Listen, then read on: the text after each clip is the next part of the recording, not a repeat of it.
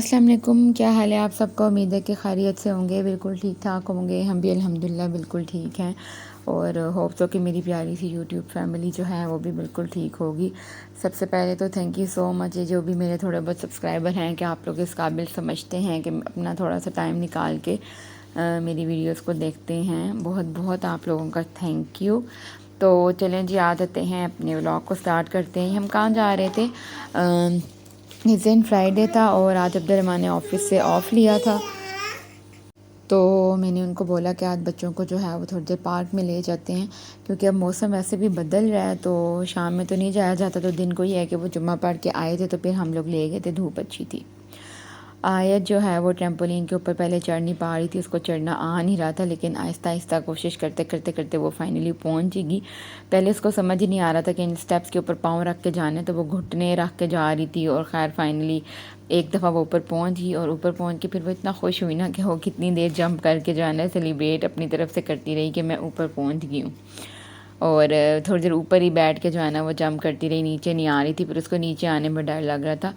तो खैर फिर ये है कि फ़ातिमा को देख देख के ना हम भी उसको फिर नीचे से बोल रहे थे कि आ जाओ नीचे आ जाओ, कुछ नहीं होता। तो फिर वो है ट्राई में लगी हुई थी, लेकिन फिर वो उल्टी होके आई। तो मुझे इतनी हंसी भी आ रही थी। तो अब्दुलरहमान कहते कि बच्चे हमेशा यही समझते हैं कि सीढ़ियाँ भी जो है ना अक्सर बच्चे उल्टे होकर इस तरह उतरना शुरू करते हैं। उनको लगता है कि हमारे हाथों की ग्रिप होगी, लेकिन बड़ा जब वो एक दफ़ा आ गई ना नीचे तो फिर वो बहुत ज़्यादा खुश हो रही थी और बार बार बस फिर उसका यही था कि ऊपर नीचे हो रही थी। उसके बाद इधर ही पार्क में थोड़ा सा आगे आके ये थोड़ा सा जो है वो बर्ड्स वाला पॉइंट था और इधर आ गए थे हम। और ये एक उसी टाइम जिस टाइम हम आए ना उसी टाइम एक मोर ने जो है ये अपने पंख खोले तो इतने प्यारे लग रहे थे। माशाल्लाह माशाल्लाह, अल्लाह ताला की कुदरत है कि इतना अच्छा लग रहा था ना देख के, बहुत अच्छा सा लग रहा था। इतने कलरफुल से उसके ये थे और मुझे तो खैर बहुत अच्छा लगा। और उसी टाइम मैं क्लिप जो है वो कैप्चर कर रही थी आप लोगों के साथ शेयर करने के लिए। तो मैंने देखा और बस उसने बंद भी कर लिया, लेकिन माशाल्लाह बहुत अच्छा लग रहा था। और ऊपर से जो पैरट का कलर होता है ना ये आगे नेक पे भी, वो भी मुझे इतना अच्छा लग रहा था। और फिर यहाँ पे ये कुछ और डक्स वगैरह और बर्ड्स थी, आगे और भी ज़्यादा थी, लेकिन मैं फिर ऊपर बच्चों को बिठा के आई हुई थी अब्दुलरहमान के साथ, तो बस फिर मैंने और ज़्यादा कैप्चर नहीं किया। और ये यहाँ पे बस छोटी सी झील उन्होंने बनाई हुई है यहाँ पे। ये वाला जो स्पॉट था यहाँ पे पीछे बोटिंग भी हो रही थी, तो बस हम थोड़ी देर के लिए फिर यहाँ पे रेस्ट करने के लिए बैठ गए थे। और उमर को जो है वो डाला हुआ था स्ट्रॉलर में, और बस ये थोड़ी देर के लिए फिर हम लोगों ने यहाँ पे बैठ के रेस्ट वगैरह की। और घर के नज़दीक ही था ये पार्क, तो बस फिर आ गए थे जल्दी। अच्छा, आ जाते हैं आज की रेसिपी की तरफ। रेसिपी मैं बनाने लगी थी केक, बिल्कुल छोटा सा मैं केक बना रही हूँ। एक अंडा लिया है, 4 टेबल स्पून के बराबर मैंने इसमें पिसी हुई चीनी ले ली है और इन दोनों चीज़ों को अच्छे तरीके से बीट कर लेना है। मैं कोई हैंड बीटर नहीं यूज़ कर रही, मैंने थोड़ा सा सिर्फ बनाना था। मैं बिल्कुल एक स्मॉल कप केक, थोड़ा सा बड़ा कप केक साइज़ में बस कह लें, तो मैं वो बना रही थी। 4 टेबलस्पून मैंने इसमें चीनी लिया ना, 4 टेबलस्पून ही मैं इसमें मैदा ले रही हूँ, ठीक है। और मैंने आप लोगों को पहले भी एक व्लॉग में बताया था कि आप लोगों ने मेजरमेंट से ही लेनी है। 1 टेबलस्पून इसमें कोको पाउडर किया है और ये 1/4 टीस्पून जो है ना ये इसके अंदर बेकिंग पाउडर और कॉफ़ी पाउडर किया है।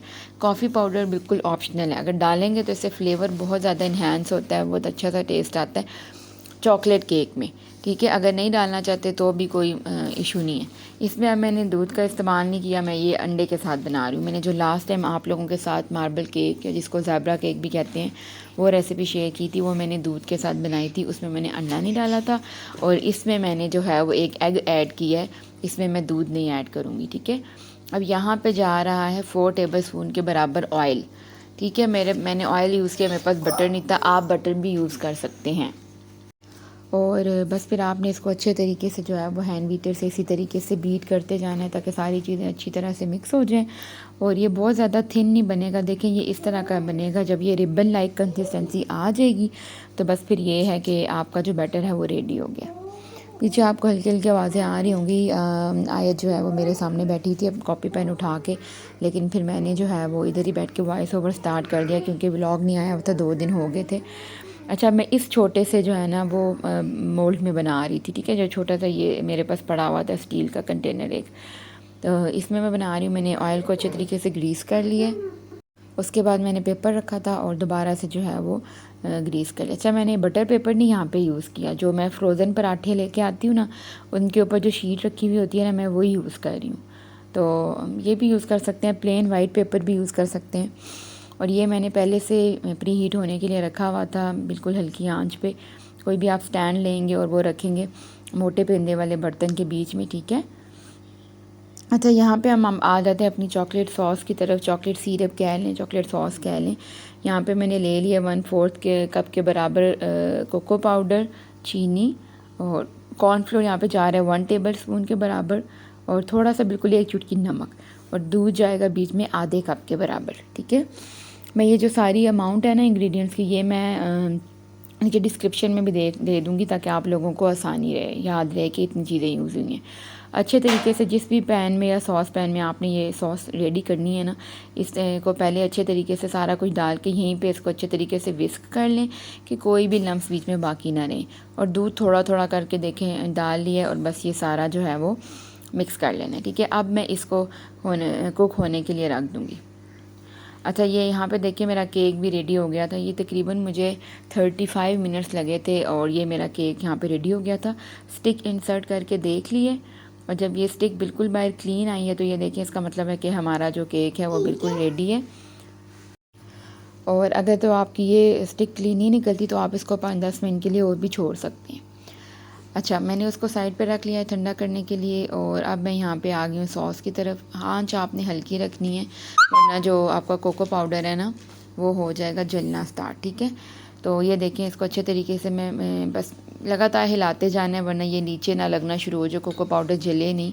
बस यहाँ पे हमारी सॉस रेडी हो गई है। कंसिस्टेंसी इतनी हो कि जब स्पैचुला के ऊपर आप ऐसे फिंगर करें ना, तो आपके फिंगर पे वो सॉस लग जाए, जो मैंने आपको ये शो कर दी है, ठीक है।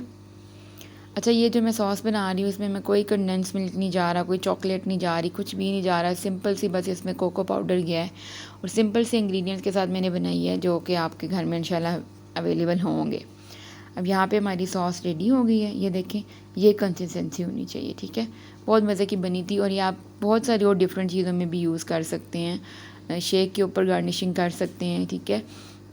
उसके अलावा केक के ऊपर कर सकते हैं, डोनट्स के ऊपर कर सकते हैं, फ्रूट चाट बनाए हैं, ब्रेड के ऊपर यूज़ कर सकते हैं, किसी भी चीज़ में कर सकते हैं। अच्छा, यहाँ पे मैंने अब अपने जो केक बना था छोटू सा कप केक स्टाइल में, ये देखें छोटा सा केक बना है, और माशाल्लाह इतना अच्छा फूला था, बिल्कुल भी अंदर से भी कच्चा नहीं रहा, ये आपको देख के नज़र आ रहा होगा, ठीक है। इसको मैंने डीमोल्ड कर लिया। मैंने पहले भी बताया था, जब कभी भी आप केक को ठंडा होने के लिए रखेंगे तो उसको कवर करके रखना है, वरना वो ड्राई आउट हो जाएगा, ठीक है। अब बारी आती है कि ये सॉस हमने ऊपर स्प्रेड कैसे करनी है, ठीक है। अब मेरे पास पाइपिंग बैग नहीं था। अक्सर हमारे पास घरों में पाइपिंग बैग नहीं होते, तो आपने कोई शॉपर लेना है, बहुत रफ़ क्वालिटी का शॉपर ना हो, ठीक है। और ये क्रीम उसमें सेट करनी है, और नीचे से बस उसको जितना आपको चाहिए ना उतना होल कट कर लेना है, देखें। और ऐसे जिस तरीके से भी आप चाहें आप इसको गार्निश कर सकते हैं। मैंने पहले से इस तरीके से किया था, फिर मुझे थोड़ा कम कम लगा, क्योंकि बच्चे हैं तो वो खाते हैं चॉकलेट सॉस ज़्यादा, तो फिर मैंने थोड़ा सा जो और है वो उसके ऊपर स्प्रेड कर लिया था। बेसिकली मैं ये बना रही क्यों थी, हमारी थी एनिवर्सरी, और इस तरह प्रॉपर हम एनिवर्सरी सेलिब्रेट नहीं करते, क्योंकि फिर 1 वीक बाद फातिमा का भी बर्थडे था, तो उसमें भी सेलिब्रेशन हो जाता है। तो बस मैं ये एक छोटा सा केक बना रही थी कि रात को जो है वो मैं अब्दुर्रहमान को जो है वो सरप्राइज़ दूँगी। लेकिन मैं दे नहीं पाई थी सरप्राइज़, क्योंकि मेरी तबीयत बहुत ज़्यादा ख़राब हो गई थी, और उमर भी बहुत लेट सोया था, तो मैं ख़ुद भी उसके साथ लेटे लेटे सो गई। तो फिर मैंने ये है कि केक कवर करके रखा हुआ था, तो फिर मैंने सुबह ही जो है ना ये दिया था। अच्छा, ये मेरे पास चॉकलेट पड़ी हुई थी, कोई भी चॉकलेट आप इस तरीके से बीच में जो है वो इंसर्ट कर सकते हैं, और ये आपका जो है ना वो सिंपल सा छोटू सा कप केक स्टाइल में जो है ना वो केक रेडी हो जाएगा। ये देखें, आपको नज़र आ रहा होगा माशाल्लाह अच्छा बन गया था, शुक्र है अल्लाह ताला का। और बस यहाँ पे ये रात के टाइम में फिर किचन वगैरह समेट के इसको रेडी कर रही थी, और मैंने चॉकलेट सिरप इस पे डाल दिया था, और फिर मैंने इसको थोड़ी देर के लिए कवर करके छोड़ दिया था कि मैं बाद में उनको सरप्राइज़ दूँगी। अच्छा, लेकिन हुआ क्या कि मैं फिर दे नहीं सकी, तो फिर नेक्स्ट मॉर्निंग में उठ के आयत की बंटीज़ पड़ी थी, तो मैंने ये एक बंटी उसके ऊपर रख के तो बस इसकी फ़ाइनल वो कर ली, और फिर सुबह में हमने फिर दोनों ने केक कट किया। तो अल्लाह ताला हमें हमेशा साथ रखे, खुश रखे। तो ये था जी आज का व्लॉग, होप सो कि आपको अच्छा लगा होगा। दुआ में याद रखिएगा, फिर मिलेंगे अगले व्लॉग में, तब तक के लिए अल्लाह हाफिज़।